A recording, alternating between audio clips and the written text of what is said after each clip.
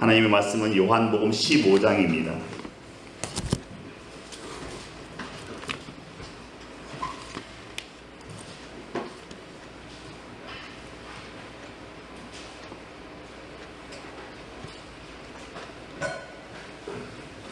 요한복음 15장 5절 말씀 한 목소리로 합독합니다. 요한복음 15장 5절입니다. 신약성경 173쪽입니다. 나는 포도나무요 너희는 가지라. 그가 내 안에 내가 그 안에 거하면 사람이 열매를 많이 맺나니 나를 떠나서는 너희가 아무것도 할 수 없습니다. 아멘. 요한복음 에고 에이미 나는 무엇이다. 마지막 7번째입니다. 돌아오는 주일부터는 이제 요한계시록 2장과 3장에 나와 있는 소아시아 7교회에 대해서 에베소 교회부터 시작해서 한 교회씩 살펴보도록 하겠습니다. 소아시아는 오늘날의 터키 지역을 말합니다. 독일 하면 떠오르는 음료는 맥주입니다. 프랑스 하면 와인입니다. 프랑스 사람들은 이 포도를 신이 내린 선물이다 이렇게 부르고 있습니다. 그래서 매년 10월이 되면 프랑스 전역에서 와인 축제가 벌어집니다. 와인 가운데 가장 좋은 와인은 AOP라고 하는 라벨이 붙은 와인이 가장 좋은 와인이라고 합니다. 아펠라시옹 도라딘 프로테제라고 하는 그 단어의 약자입니다. AOP. 이 라벨이 붙어 있으면 세계 최상급의 와인이라고 합니다. 이 지중해 연안의 대부분 지역은 많은 일조량과 온화한 기후로 인해서 포도 농사를 많이 지었습니다. 이스라엘도 역시 포도 농사를 많이 지었습니다. 성경에는 이스라엘을 포도나무에 비유하게 되어 있습니다. 왜냐하면 포도 열매가 주는 기쁨이 매우 컸기 때문입니다. 이사야 선지자의 글 가운데 이런 말씀이 있습니다. 이사야 5장 1절과 2절입니다. 나는 내가 사랑하는 자를 위하여 노래하되 내가 사랑하는 자의 포도원을 노래하리라. 내가 사랑하는 자에게 포도원이 있으며 심히 기름진 산에로다. 땅을 파서 돌을 제하고 극상품 포도나무를 심었도다. 그 중에 망대를 세웠고 또 그 안에 술틀을 팠도다. 좋은 포도 맺기를 바랐더니 들포도를 맺었도다. 이렇게 기록하고 있습니다. 하나님은 농부이시고 이스라엘은 포도나무라고 지금 비유하고 있는 것입니다. 하나님께서는 극상품, 최상품이죠. 극상품 포도를 심었는데 들포도, 아주 품질이 떨어지는 들포도를 맺으면 어찌미냐 이렇게 반문하고 계십니다. 하나님께서 그의 백성인 이스라엘을 향하여 공을 들이며 그들을 살펴두었는데 하나님의 기쁨이 되기는커녕 도리어 하나님의 큰 근심거리가 되었다 하는 것입니다. 포도나무는 구약성경에서 이스라엘 백성을 가리킵니다. 시편 80편 8절의 말씀입니다. 주께서 한 포도나무를 애굽에서 가져다가 민족들을 쫓아내시고 그것을 심으셨나이다. 이렇게 기록하고 있습니다. 우리가 아는 대로 이 포도나무는 열매를 맺기 위한 목적입니다. 나무는 다양한 용도로 키우고 있습니다. 관상용으로 키우는 분도 있고 또 건축용으로 키우는 분도 있고 또 바람을 막기 위해서 해변가 같은 데는 큰 나무들을 많이 심어서 방풍림이라고 해서 그렇게 나무를 키우는 목적도 있습니다. 포도나무나 유실수는 열매를 얻기 위해서 심는 것입니다. 구약성경 에스겔서 15장 1절 5절에 보면 여호와의 말씀이 내게 임하여 이르시되 인자야 포도나무가 모든 나무보다 나은 것이 무엇이랴. 숲속의 여러 나무 가운데에 있는 그 포도나무 가지가 나은 것이 무엇이랴. 그 나무를 가지고 무엇을 제조할 수 있겠느냐. 그것으로 무슨 그릇을 걸 못을 만들 수 있겠느냐. 불에 던질 땔감이 될 뿐이라. 불이 그 두 끝을 사르고 그 가운데도 태웠으면 제도에 무슨 소용이 있겠느냐. 이렇게 하나님 말씀하셨습니다. 이 포도나무는 열매를 얻는 목적이 아니라면 아무 쓸모가 없다는 겁니다. 그래서 이 열매를 맺지 못하면 남은 방법은 하나밖에 없습니다. 땔감이라고 하는 그 방법밖에 없다, 이렇게 말씀하시는 것입니다. 그런 포도나무가 언제 열매를 많이 맺게 되는가? 본문 5절에, 읽은 5절에 이렇게 기록하고 있습니다. 나는 포도나무요, 너희는 가지라. 그가 내 안에, 내가 그 안에 거하면 사람이 열매를 많이 맺나니 나를 떠나서는 너희가 아무것도 할 수 없음이라. 이렇게 기록하고 있습니다. 거하라는 말은 머물다는 뜻입니다. 이미 있는 자리에 머물다는 뜻입니다. 머물다는 뜻은 그리스도께서 사람들을 택하신 후에 은혜 주신 그 자리에 그대로 머물러야 한다는 것입니다. 떠나지 말아야 한다는 의미입니다. 우리 모두는 하나님의 은혜로 부르심을 받은 사람들입니다. 요한복음 15장 16절에는 너희가 나를 택한 것이 아니요 내가 너희를 택하여 세웠나니 이는 너희로 가서 열매를 맺게 하고 또 너희 열매가 항상 있게 하여 내 이름으로 아버지께 무엇을 구하든지 다 받게 하려 함이라. 이렇게 기록하고 있습니다. 그래서 우리는 주님의 언약 안에 믿음으로 거해야 합니다. 그 언약은 우리를 사랑하신다는 언약입니다. 하나님의 사랑을 우리가 의심하지 않고 믿으면 그 사랑 안에 거하게 되는 것입니다. 예수님은 우리가 주님께 속한 생명이라는 것을 포도나무와 이 가지 비유를 통해서 우리에게 보여주시고 계시는 것입니다. 우리는 예수라는 그 포도나무의 가지, 한 가지들입니다. 포도나무와 가지는 분리해서 생각할 수 없습니다. 나무 없는 가지가 있을 수 없겠고 또 가지 없는 나무도 생각할 수가 없습니다. 가지가 있어야 나무는 꽃을 피우고 열매를 맺을 수 있습니다. 그래서 포도나무와 가지는 하나인 것이지요. 문제는 가지가 열매를 맺느냐 하는 것입니다. 2절에 보시면 내게 붙어 있으면서도 열매를 맺지 못하는 가지는 아버지께서 다 잘라버리시고 또 열매를 맺는 가지는 더 많은 열매를 맺게 하시려고 선질하신다. 이렇게 우리에게 가르쳐주고 있습니다. 포도 농부는 열매를 맺지 못하는 가지는 잘라내버립니다. 농부가 이 가지치기를 하는 이유는 그 가지가 미워서가 아닙니다. 아끼기 때문입니다. 하나님을 믿는다고 하면서도 믿는 자답게 살지 않는 사람들은 이미 생명을 잃어버린 가지들입니다. 그 가지들은 잘려나갈 수밖에 없다는 것입니다. 때로는 열매를 맺는 가지도 자를 때가 있습니다. 품질 좋은 포도를 맺게 하려는 것이지요. 우리는 일생을 살아가면서 여러 가지 아픔들을 경험합니다. 건강의 이상이든 또 실패의 쓰라림이든 외로움이든 오해받는 데서 오는 아픔이든 원치 않는 장벽에 우리가 부딪힐 때가 많이 있습니다. 그런 장벽 앞에 서게 되면 암담하지요. 하지만 잠시 멈춰서서 정신을 우리가 가다듬고 보면 그것은 우리 인생의 지평을 넓히라는 또 다른 초대장이 되기도 한다는 것입니다. 우리에게 오는 시련은 우리 인생에서 군더더기를 덜어내라는 그런 명령이기도 합니다. 세상에 고통을 좋아하는 사람은 아무도 없습니다. 하지만 고통은 우리에게 다가오고 있습니다. 고통은 두려워하는 사람들, 이 고통을 두려워하고 회피하려는 사람들에게는 더 자주, 더 끈질기게 찾아오는 것이 반갑지 않은 손님이 바로 시련입니다. 고통입니다. 기왕 그런 게 인생이라면 고통을 회피하려기보다는 고통이 우리에게 가지고 오는 선물을 우리가 주목해서 보는 게 더 지혜로운 태도일 것입니다. 13세기 아프가니스탄의 신비가인 룸이라고 하는 사람이 쓴 잠언입니다. 한 문장인데 이런 내용입니다. 한 번 문지를 때마다 그렇게 투덜거리면 어떻게 네 거울을 닦으란 말이냐, 이런 잠언을 말했습니다. 한 번 문지를 때마다 그렇게 투덜거리면 어떻게 네 거울을 닦으란 말이냐. 고통은 우리를 닦아 깨끗한 존재로 만들어주는 계기가 된다는 것입니다. 고통을 미화할 수는 없습니다.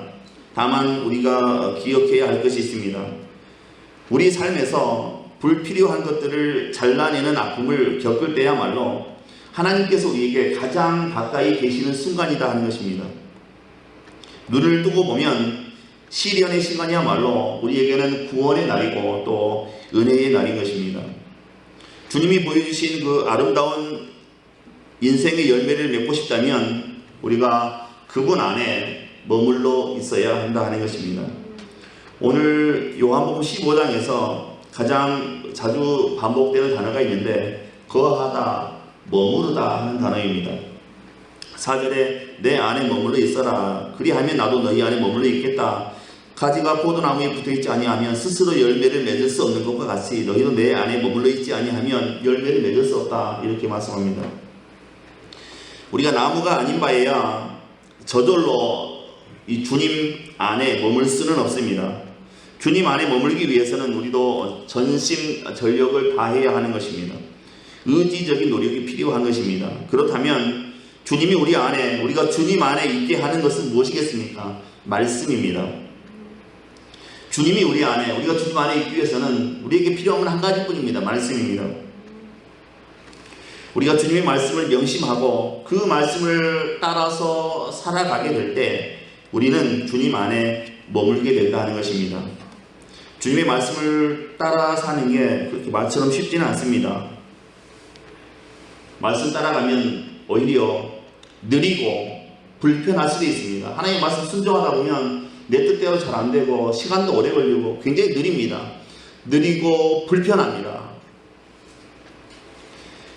이 사랑과 돌봄은 우리의 그 삶의 속도를 늦출 때 가능한 것입니다. 장애인을 돌보는 분들은 이 장애인들의 삶의 속도에 맞춰야 합니다. 장애인들 1시간에 1m씩 움직이는데 그거 못 견뎌하고 답답해하고 그러면 절대 그런 분을 섬길 수가 없는 것입니다. 노인들과 걸을 때에는 명상을 하는 것처럼 천천히, 명상을 하듯이 천천히 걸어가야 합니다. 그분들과 보조를 맞추어야 합니다. 우리가 누군가를 섬기려면 불편을 감수하지 않으면 안 됩니다. 우리가 하나님 말씀을 따라가는 거 굉장히 느립니다. 금방 응답하실 것 같은데 10년씩 걸리고 어떤 것은 20년씩 걸리고 그럽니다. 느리고 또 불편합니다. 그렇다고 해서 점집 가거나 무당 찾아가거나 그러면 안 됩니다. 더 멀리 돌아가게 되는 것입니다. 의지적인 노력 없이 신앙의 나무는 자라지 않습니다. 주님 안에 머물기 위해서는 예배와 기도 또 하나님의 말씀에 대한 깊은 묵상 그리고 희생과 봉사가 필요합니다. 일단 하나님을 깊이 신뢰하면서 주님의 말씀대로 살기 위해서 노력하면 하나님께서 우리에게 새로운 힘과 용기와 기쁨을 공급해 주시는 것입니다. 마라톤 하시는 분들에게는 러너스 하이라고 하는 게 있습니다. 한 30분 뛰다 보면 숨이 컥컥 막히거든요. 그런데 그렇게 한 30분 달리다 보면 우리 몸 안에서 베타 엔돌핀이라고 하는 게 생성된다고 합니다. 이 베타 엔돌핀은 우리로 하여금 최고의 그 행복감, 절정의 행복감을 느끼게 하는 요소라고 합니다. 산 비탈길을 달려서 올라가는데 숨이 컥컥 막히죠. 금방 쓰러질 것 같습니다. 그런데 그 순간만 지나면 몸이 상쾌하고 정신이 맑아지고 괜히 행복해지는 그 순간들이 있습니다. 이런 걸 러너스 하이라고 한답니다.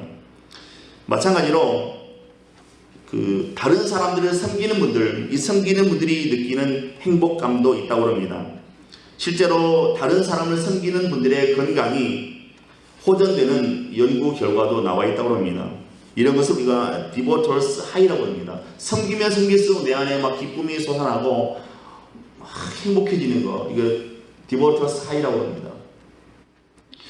우리 모두가 그런 기쁨, 이런 절정의 행복감을 느낄 수 있었으면 좋겠습니다. 중국이 서양 세계에 처음 문을 열었습니다. 개화라고 그러는데 이 개화 초기에 중국 교회들 잘못 가운데 하나가 아편 장사로 돈을 모은 사람들이 교회에 중요한 자리를 차지했다는 것입니다. 그 당시 중국에서 돈을 모을 수 있는 방법은 이 아편과 관련해서 사업을 하는 수밖에 없었습니다. 그래서 중국 부자 태반이 아편 사업으로 다 돈을 벌었습니다. 그런데 이런 분들 가운데 상당수가 다 교회 장로들이었다고 합니다. 아편은 마약 아니겠습니까? 이 마약을 팔아서 떼부자가 되고 이런 분들이 또 교회에 와서 교회의 중직자, 장로가 되었다고 그러는 겁니다. 뒤로는 사람들을 죽음으로 몰아넣는 그 아편을 팔아서 그렇게 돈을 벌어서 거룩한 척 교회에 와서 교회의 직분을 맡았습니다. 그 결과 이 중국 교회는 하나님의 징계를 받아서 공산주의라고 하는 그 파도에 휩쓸려서 질식해버리고 말았습니다. 러시아도 마찬가지입니다. 제국시대의 러시아 정교회는 국가재산의 3분의 2가 교회의 소유였다고 합니다. 국가재산의 3분의 2가 교회 소유면 나머지 교회 안 다니는 사람들은 거의 헐벗고 살았다는 얘기밖에 안 되는 겁니다. 그래서 러시아 교회에서 그 당시에 그 성직자가 된다고 하는 것은 거룩한 사람이 되는 것이 아니라 부자가 되는 길이었다. 그렇게 역사는 기록하고 있습니다. 그래서 물질적으로 탐욕에 빠져서 타락했던 것이 그 당시 성직자들의 모습이었습니다. 결국 러시아 교회도 이 공산주의라고 하는 회오리에 빠져서 러시아 교회는 무려 70년간 교회 문을 닫고 말았습니다. 중국과 또 러시아 교회가 탐욕에 빠진다. 하나님께서 그 가지를 꺾어버리셨던 것입니다. 우리가 포도나무 가지로서 포도나무에 잘 붙어 있으려면 무엇보다 우리가 이 탐욕을 멀리해야 하는 것입니다. 육신의 정욕, 안목의 정욕, 이생의 자랑에 이런 탐욕에 물들어서 하나님을 멀리하게 되면 가진 우리가 예수 그리스도의 몸에서 꺾여지고 만다라는 것입니다. 탐욕 그 다음으로 우리가 조심해야 될 게 있습니다. 예수 그리스도의 몸된 가지로서 우리가 존재하지 못하고 또 꺾어지는 이유는 교만입니다. 탐욕 다음으로는 교만입니다. 이사야 13장 11절에 내가 세상의 악과 악인의 죄를 벌하며 교만한 자의 오만을 끊으며 강포한 자의 거만을 낮출 것이며 이렇게 말씀했습니다. 우리가 하나님을 경배하고 찬양하고 또 섬기지 아니하고 반대로 자기를 섬기고 자기를 찬양하고 자기를 의지하고 하나님보다 자기를 자랑하는 이 교만이 앞서면 패망하게 된다는 것입니다. 개인도 사회도 국가도 교만하고서 영원히 존재하는 것은 하나도 없습니다. 교만은 패망의 선봉이요 거만한 마음은 넘어짐의 앞잡이라고 성경은 우리에게 말씀합니다. 언제나 이 물은 높은 데서 낮은 데로 흐르게 되어 있습니다. 하나님의 은혜는 겸손한 자에게 흐르게 되어 있습니다. 교만한 자에게는 하나님의 은혜가 흘러내리지 않습니다.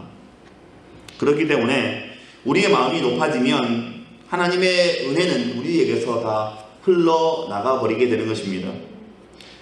우리 마음이 낮아져서 우리가 하나님께 엎드리면 우리 안에 자꾸 하나님의 은혜가 채워지는 역사가 있게 되는 것입니다.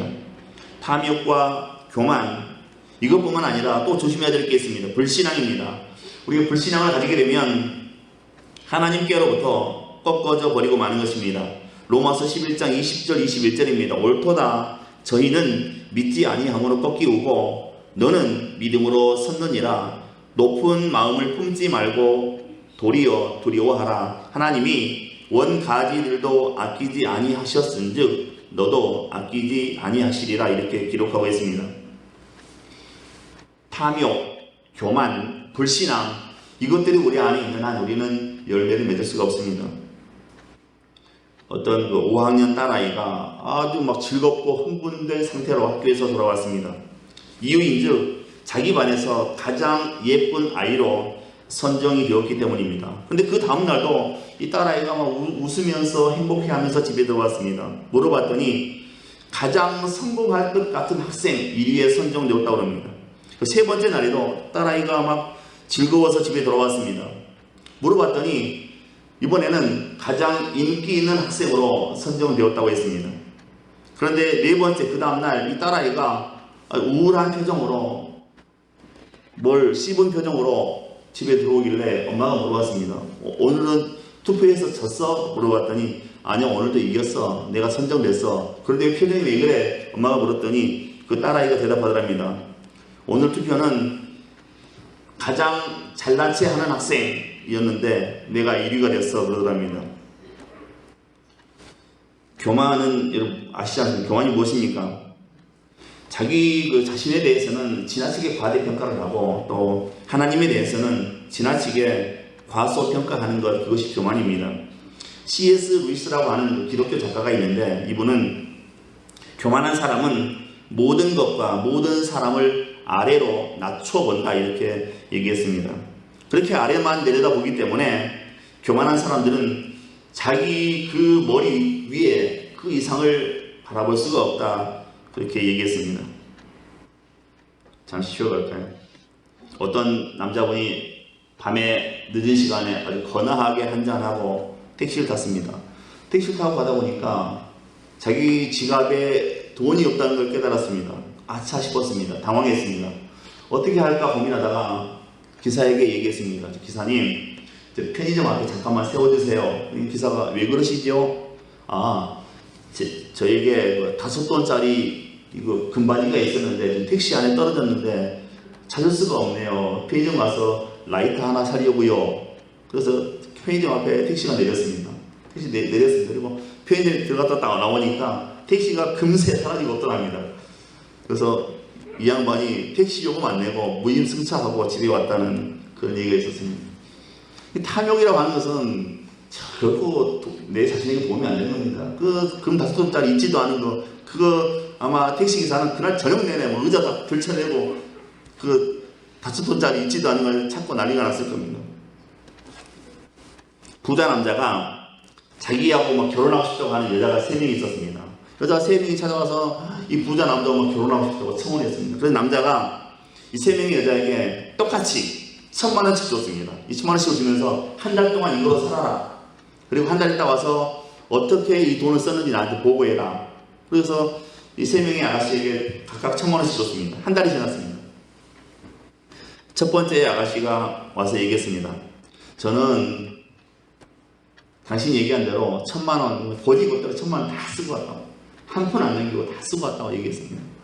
두 번째 아가씨에게 물었습니다. 어떻게 했냐고 물어봤더니 두 번째 아가씨는 남자에게 좋다고 하는 거, 당신에게 좋은 거, 남자에게 좋다고 하는 거 제가 다 그 돈으로 사 모아놨다고 그렇게 얘기했습니다. 마지막 세 번째 아가씨에게 물었습니다. 당신은 그 1,000만 원 어떻게 썼습니까? 세 번째 아가씨가 얘기하더랍니다.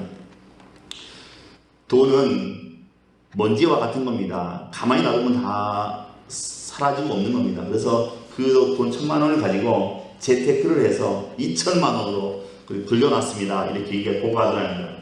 여러분, 이 3명 가운데 남자가 누굴 선택했겠습니까? 남자가 한참 신중하게 또 신중에 신중을 위해서 이 3명 가운데 한 여자를 골랐습니다. 누굴 골랐겠습니까, 여러분? 결론은 가장 예쁜 여자를 골랐다고 합니다. 남자는 다른 거 다 필요 없습니다. 예쁘면 다 용서가 되고, 예쁘면 다 이해가 되고, 예쁘면 다 밀어주고 싶고 그런 겁니다. 이게 남자의 마음입니다. 그래서 재테크를 해도 소용없고, 남자한테 좋은 거 다 사다 모아도 아무 소용없습니다. 예뻐야 됩니다. 그렇다고 그럽니다. 저는 그렇지 않습니다. 오늘 본문에서 우리가 핵심 단어 하나를 발견한다면 가지입니다. 가지. 포도나무에는 가지가 있어야 합니다. 가지가 없으면 포도나무는 아무 열매도 맺을 수가 없습니다. 그렇기 때문에 우리가 포도나무와 또 농부에 대해서 잘 알아야 되겠지만 가지에 대해서 우리가 잘 알고 있어야 합니다. 가지는 단순한 나무 조각에 불과하지만 나무가 열매 맺는 것을 돕는 중요한 목적을 가지고 나무에 연결되어 있습니다. 가지는 나무와 본질적으로 같은 것이며 또 나무와 똑같은 생명과 또 똑같은 정신을 가지고 있습니다. 그럼 나는 포도나무요, 나는 가지, 너희는 가지라고 예수님께서 말씀하신 그 의미가 무엇이겠습니까? 첫째는 절대적인 신뢰 관계를 말하는 겁니다. 나는 포도나무, 너희는 가지 할 때 이 말씀의 의미는 절대적인 신뢰 관계입니다. 믿음을 말씀하신 것입니다. 의심 없는 신뢰입니다. 의심하지 않는 신뢰입니다. 가지는 걱정이 없습니다. 왜냐하면 포도나무가 모든 것을 다 공급해 주기 때문입니다. 가지는 받기만 하면 됩니다. 이것이 복된 안식으로 향하는 믿음인 것입니다. 의심 없는 신뢰, 의심 없는 신뢰가 영적 성장과 또 능력의 참된 비결인 것입니다. 빌립보서 4장 13절에 사도 바울이 고백합니다. 내게 능력 주시는 자 안에서 내가 모든 것을 할 수 있느니라. 우리가 예수님의 가지라고 하는 믿음을 가졌다면 우리는 이후에 행복한 삶을 기대해도 좋다 하는 것입니다. 나무와 가지, 그것은 절대적 의존입니다. 포도나무는 자신이 아닌 가지를 위해서 생명력과 또 수액과 힘을 저장해 두는 것입니다. 가지는 나무가 공급하고 보내주는 것 외에는 아무것도 가지는 갖지 않습니다. 그리스도인은 우리 인격과 삶 전체에 그리스도께서 공급해 주시는 것 외에는 아무것도 갖지 말아야 됩니다. 우리는 어느 한순간도 쉬지 않고 그리스도께 의존하는 존재로, 그런 존재로 부르심을 받았습니다. 이 사실은 우리 인생이 받은 최고의 축복입니다. 매 순간 밤낮으로 우리 주님 예수 그리스도는 우리의 모든 필요를 채워주시는 분이십니다. 그래서 주님을 신뢰해야 합니다. 내 마음과 정성 다해서 주님을 신뢰해야 합니다. 주님만 나의 기쁨이고 또 능력이고 힘이고 생명이다, 이렇게 고백하며 살아가야 되는 것입니다. 주님을 신뢰하는 것은 우리의 중심을 주님께로 이동시키는 것을 의미합니다. 내가 주인된 자리에서 내려오고 주님을 그 주인의 자리에 앉히는 것입니다. 어느 교회에서 요즘 40일 특세를 많이 하는, 특별 새벽기도에 특세를 많이 하는데, 어떤 한 성도님이 40일을 하루도 빠지지 않고 새벽에 나오시더랍니다. 그래서 목사님 너무 고맙고 또 너무 감격했습니다. 그래서 40일째 마지막 날에는 그 성도님을 앞으로 이렇게 강단 앞으로 불러냈습니다. 그리고 물었습니다. 교회가 너무 멀지 않습니까? 그랬더니 성도님이 대답하기를, 저는 한 번도 교회가 멀다고 생각해 본 적이 없습니다. 목사님이 그렇군요. 그랬더니 성도님이 한마디 더 하더랍니다. 저희 집이 교회에서 멀었을 뿐입니다, 이렇게 얘기하더랍니다. 교회가 먼 게 아니라 우리 집이 교회에서 먼 것 뿐입니다, 이렇게 얘기하더랍니다. 어디에 서 있느냐에 따라서, 또 생각을 어떻게 바꾸느냐에 따라서 우리가 살아가는 세상은 얼마든지 달라질 수 있는 겁니다.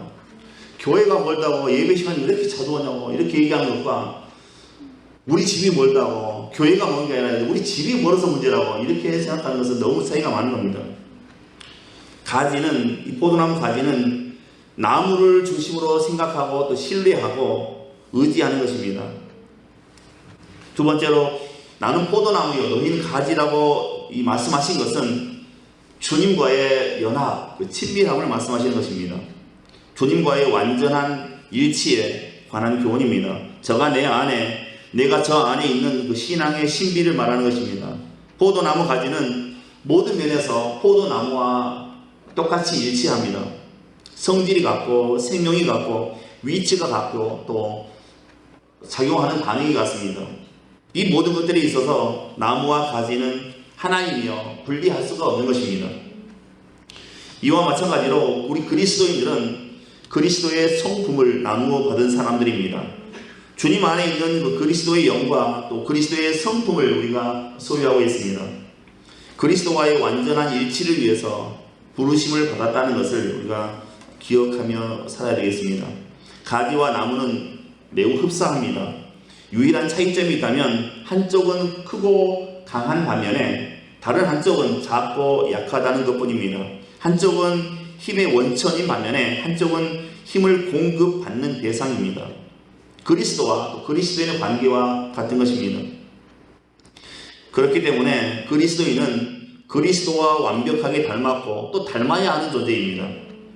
주님과의 연합과 친밀함이 우리의 삶의 목표가 되어야 하는 것입니다. 주님과의 관계가 가장 멀어 보이는 순간에도 주님은 반드시 우리와 연결되어 있다고 하는 것을 우리가 잊지 말고 기억해야 되는 것입니다. 셋째로, 나는 포도나무요 너희는 가지라고 말씀하실 때에 이것은 주님의 우리에 대한 기대감을 의미한다고 보여집니다. 가지는 열매가 있어야 합니다. 들포도가 아니라 극상품, 최상품, 좋은 품질의 포도를 맺어야 합니다. 전적인 헌신으로 우리가 열매를 맺어야 합니다. 포도나무가 가지가 존재하는 목적은 단 한 가지, 포도나무가 바라는 열매를 맺기 위해서 자신을 전적으로 포기하는 것입니다.